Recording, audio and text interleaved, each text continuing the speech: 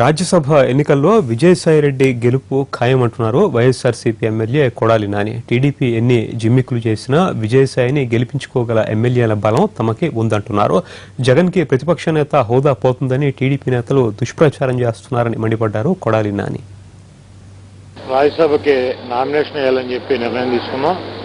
జగన్మోహన్ రెడ్డి గారు విజయసాయి రెడ్డి గారిని రాజ్యసభ పంపిద్దామని చెప్పి ప్రపోజల్ పెట్టారు. అందరం కూడా ఏకంగ్రీవంగా ఆయన నిర్ణయాన్ని ఏకీభవిస్తూ తప్పకుండా మీరు తీసుకున్న నిర్ణయానికి మేము అందరం కట్టుబడి ఉంటామని చెప్పి నామినేషన్కి తీసుకువెళ్ళి అసెంబ్లీలో ఈరోజు నామినేషన్ వేస్తామని చెప్పి చెప్పడం జరిగింది. అప్పుడున్నటువంటి ప్రభుత్వాలు విజయసాయి రెడ్డి గారిని ఒత్తిడి తీసుకొచ్చి ఆయన్ని జగన్మోహన్ రెడ్డి గారిని ముద్దాయిగా పెట్టి ఆయన్ని విజయసాయి రెడ్డి గారిని సాక్షిగా పెడతానని చెప్పి అనేక రకాలైనటువంటి ఒత్తిళ్లు తీసుకొచ్చిన విజయసాయి రెడ్డి గారు జగన్మోహన్ రెడ్డి గారి కుటుంబం కోసం జైలుకి వెళ్ళినటువంటి వ్యక్తి. మాకు జగన్మోహన్ రెడ్డి గారి నిర్ణయం మా నిర్ణయం.